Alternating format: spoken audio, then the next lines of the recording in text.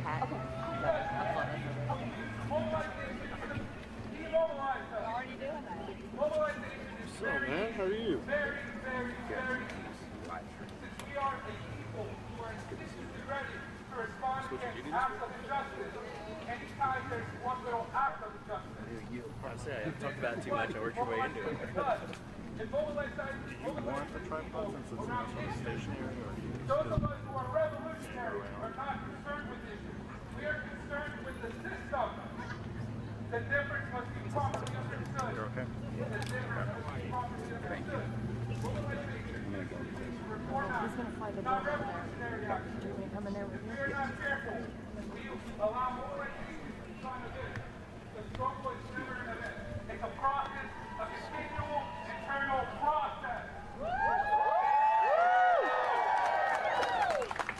To cap this off, we must remember to continue our fight for the rights of everyone around the world, because none of us are free till all of us are truly free.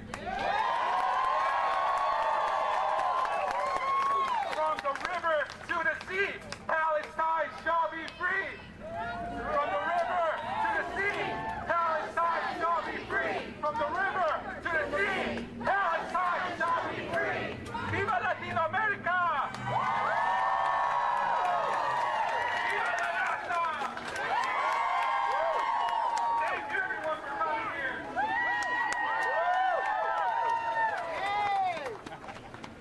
Could not have said it any better myself. Hello everybody, my name is Jinx. I am a member of the Democratic Socialist Party, and I'm honored to be here surrounded by so many amazing reasons. Honestly, I've been Brandon knocked out hard, but what do you guys think? Yeah. Well, louder? You want me to be louder? I can't hear you! It is my proud honor to introduce to you the chair of our chapter here, Bex.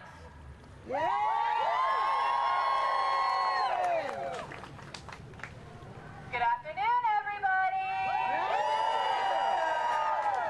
Comrades, friends, and fellow fighters for justice. My name is Bex Elizabeth, and I am the Vice Chair of the Upstate Democratic Socialists of America. And I stand before you not just as a law student, but as a witness to a system in crisis. This is a system that was never built for all of us, and one that is now cracking under the weight of its own contradictions. We are living through unprecedented times. The rise of authoritarianism, the erosion of democratic norms, and the normalization of fascist rhetoric are not isolated events. They are symptoms of a capitalistic system in decay. And as a law student, I see firsthand how the law is too often used not as a shield for the vulnerable, but as a weapon for the powerful. We are told that the law is neutral, but how can it be when it projects billionaires hoarding wealth while criminalizing the poor for surviving? When it defends corporations poisoning our communities and punishes protesters demanding clean air and water? When it upholds borders that divide workers, but not the capital that exploits them? The law, like every institution under capitalism, reflects the interests of those who control it. That is why we must not only resist fascism in the streets, we must dismantle the systems that give it life in the courts, in the legislature, and in the police. But I am not here to despair. I am here because I believe in the power of collective action. I believe in the power of solidarity. And I believe that another world is not only possible, it is necessary.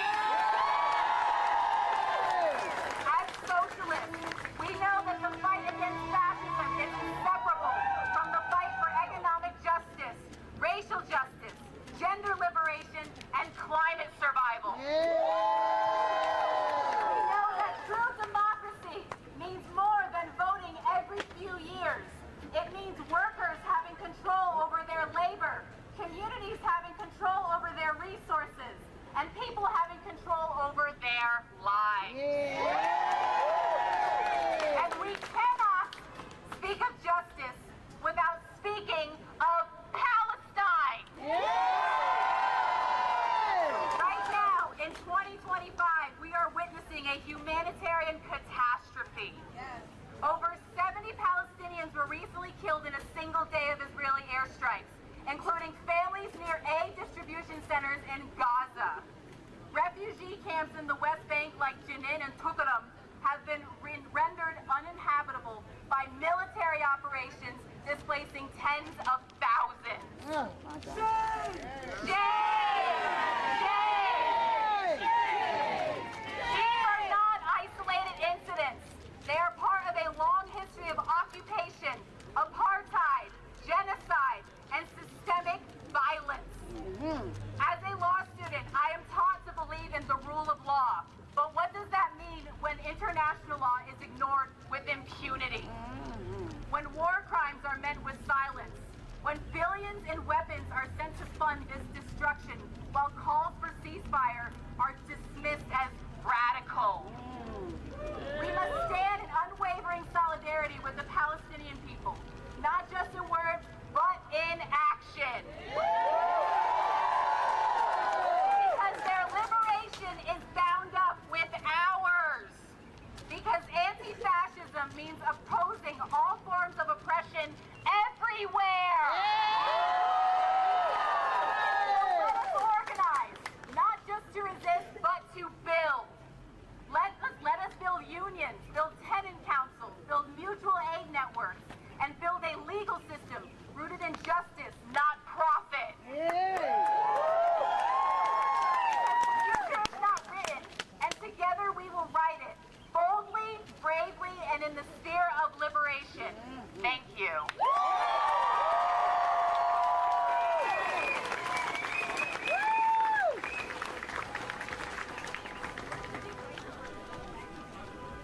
I'm here to introduce you to a member of the Upstate Voices for Palestine. This is Faisal.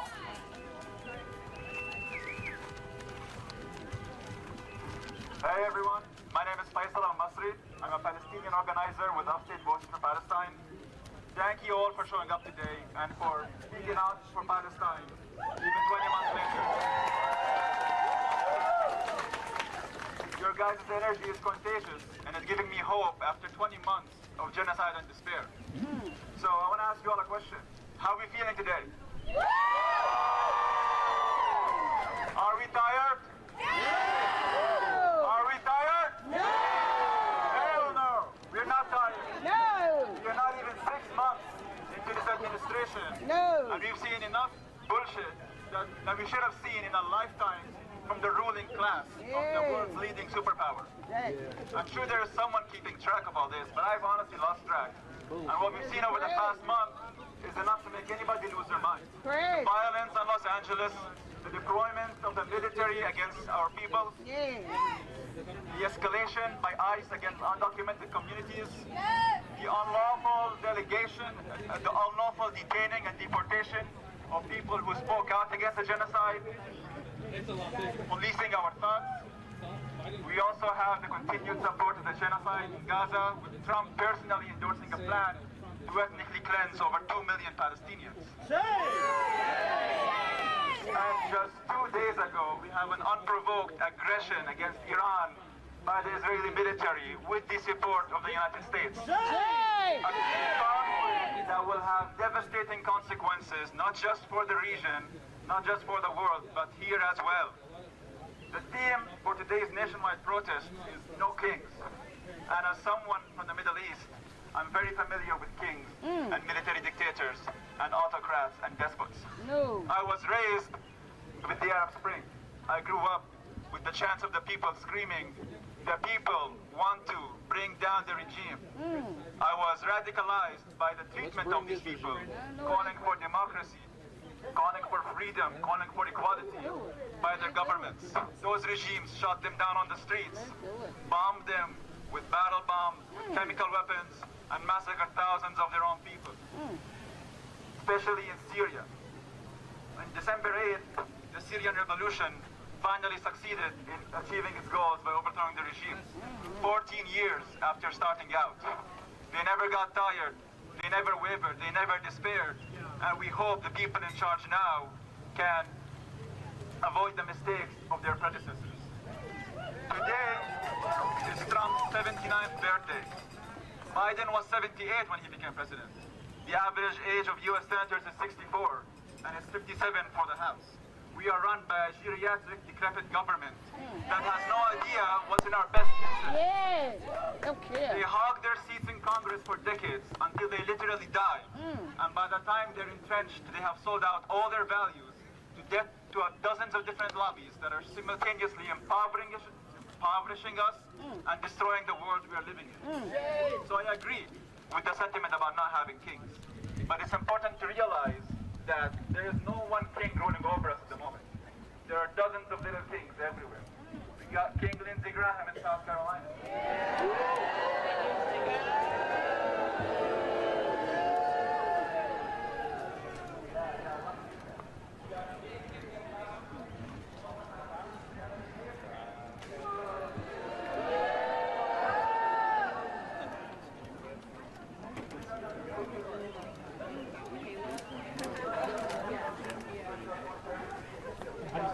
Davidson, like the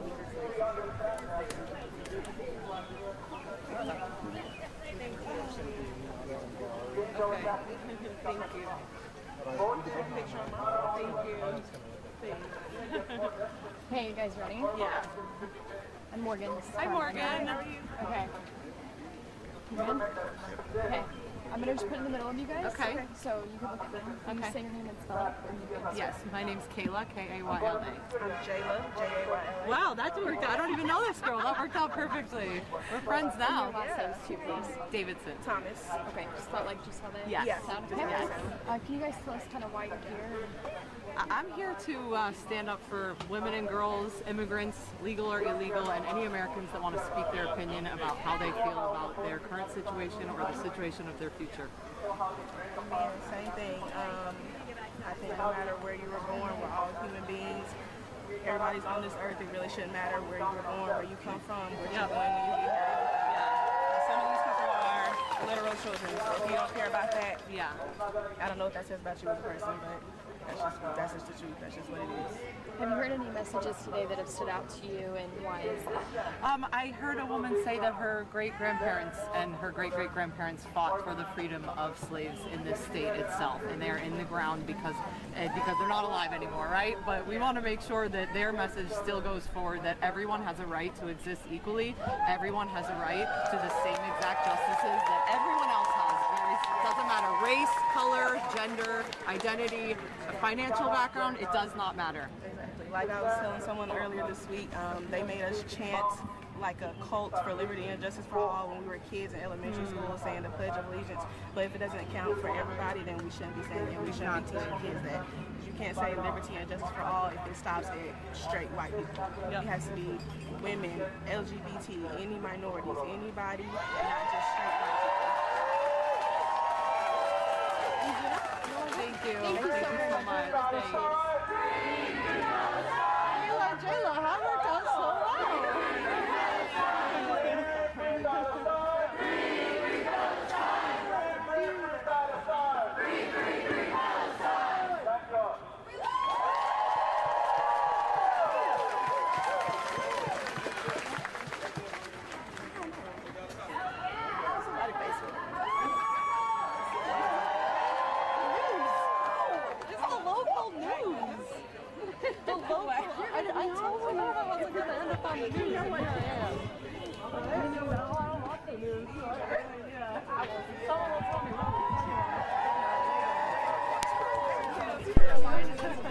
Yep.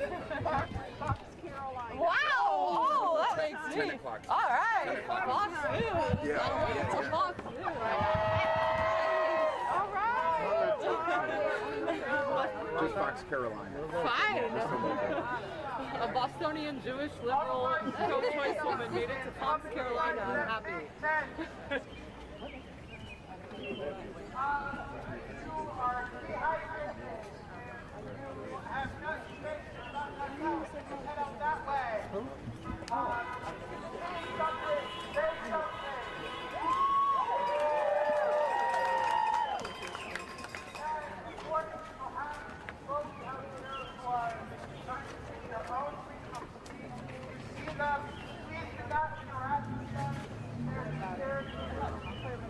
Oh, on the south side?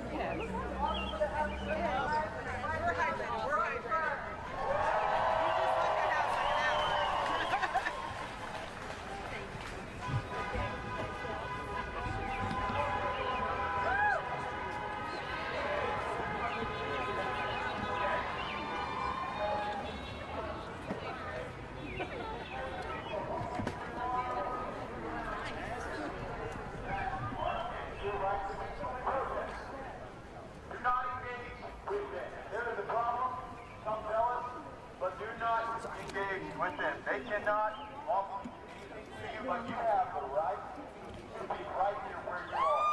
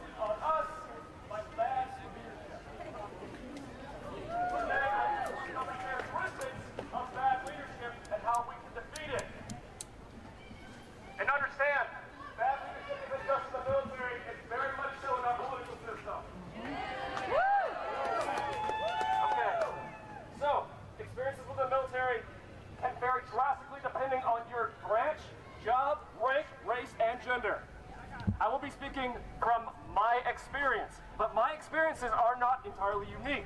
Every service member has dealt with this type of leader. Leadership in the military is rough, and they have to be rough on you to get ready to be a soldier. But there is a difference between proper leadership and abusive leadership. So, no accountability.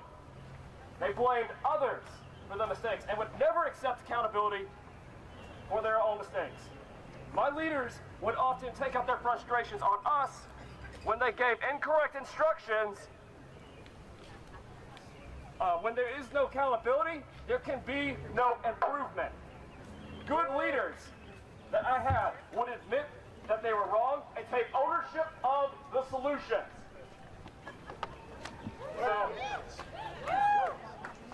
So next point is lack of empathy.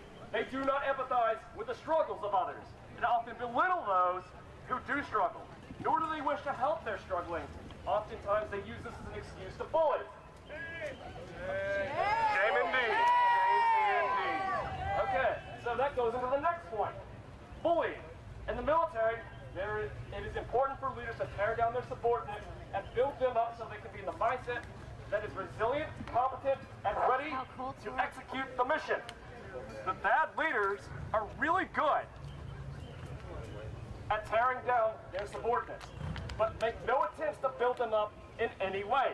Tearing down someone is easy, but building them up can be quite challenging. Lack of forethought. Yeah. Bad leaders generally have no real plan, and worse, they have no plan for when things go wrong. Kind of starting to sound like the tariffs.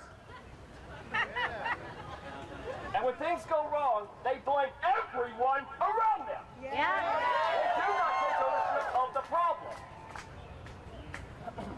It was extremely common for someone to lead the morning physical fitness routine and not put any forethought into it and cause physical injury amongst my brothers and sisters. Manipulative exploitation. Bad leadership will often use their subordinates as ways to advance their own career at the expense of the subordinates. On multiple occasions, my platoon commander would order us to drive on the sides of the road in Afghanistan in hopes that we would hit roadside bombs, or order us to traverse open areas with no cover in the hopes that the enemy would fire upon us. He was so focused on chasing glory that he willfully put our lives at risk so that he could see combat and be decorated. Shame! Yep, shame. I love it. Who can any of us think of that embodies all the traits that I just described? Maybe your boss. No, not mine. Maybe your parents, I don't know. Maybe the wannabe dictator himself. Trump literally embodies all the traits of the worst military leadership we have experienced. So why is it that veterans have consistently voted for Trump?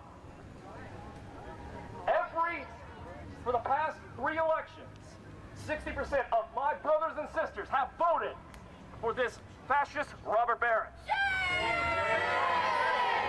Shame. Maybe some of y'all did it because it was familiar, and you forgot about how bad those leaders were, and only remember the good times. Whatever the reason, we cannot continue to expose our country to this maliciously incompetent leadership. Yeah. It's time for us to vote for people who better emulate good leaders. Yeah. Leaders who were there for us, who literally went to hell and back for us. And maybe it's time that you join organizations like the Democratic Socialists of America here. And maybe it's time for us to encourage other people who emulate those traits to run for office. Yeah. But hey, maybe there is no such leader running, and there are no other people that can run.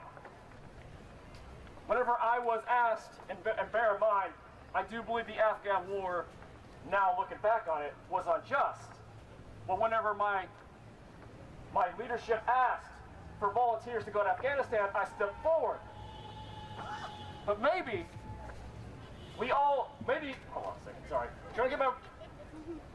It's hot out here. You got it. You got it.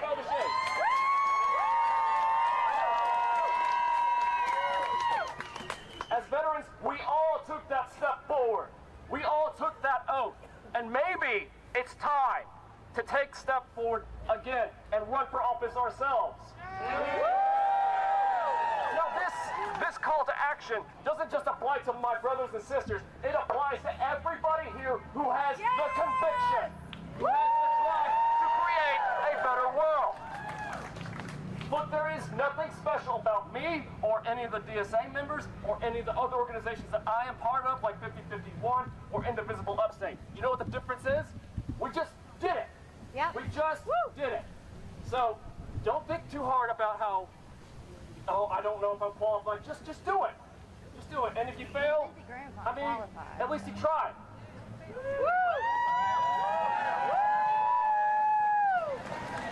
So, things may seem hopeless in the face of this tyranny. But in the words of our founding father, Thomas Jefferson, when tyranny becomes law, rebellion becomes duty.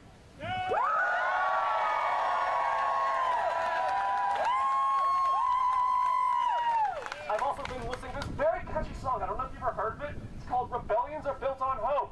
Yes. I listen to it a lot. And the thing is, hope doesn't just grow out of thin air. It is made by stepping forward, getting involved in your community. You create that hope.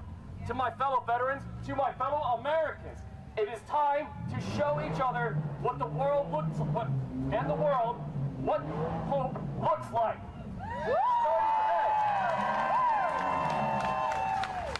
Starting today, get involved with your city and county council meetings. Start showing up for your local government.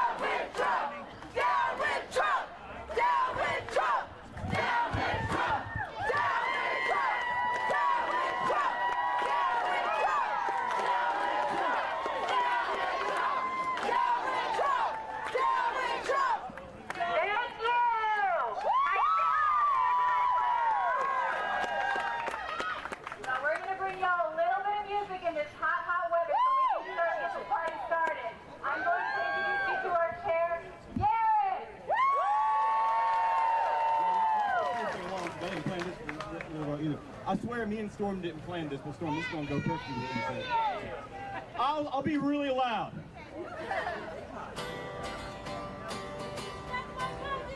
Is it too quiet? Too quiet. Okay, then everybody else got to sing too. Okay. Don't you know, we're talking about a revolution. It sounds like a whisper. Don't you know, we're talking about a revolution. It sounds like a whisper. While they're standing in the welfare line,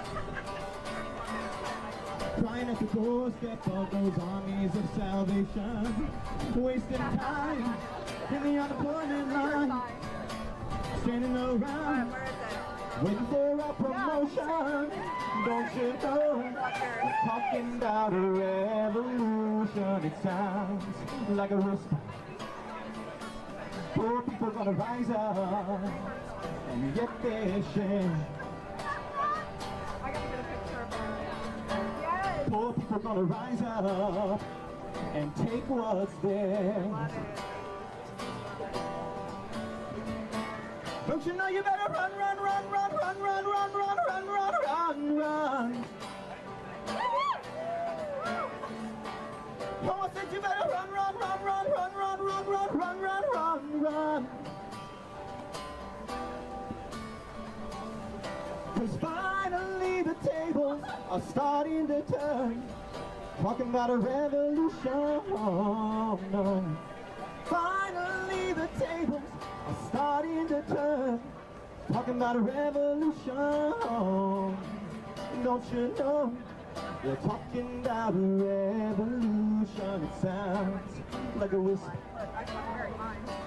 Don't you know, talking about a revolution. It sounds like a whisper. Y'all heard enough times now you think. Don't you know, they're talking about a revolution. It sounds like a whisper. Don't you know, talking about a revolution. It sounds like a whisper. While they're standing in the welfare lines, crying at the doorstep of those armies of salvation, wasting time in the unemployment line, standing around, waiting for your promotion. Don't you know, they're talking about a revolution. It sounds like a whisper. Poor people gonna rise up and get their share. Poor people gonna rise up and take what's theirs. Don't you know, they're talking about a revolution. It sounds like a whisper. Don't you know, talking about a revolution. It sounds like a whisper.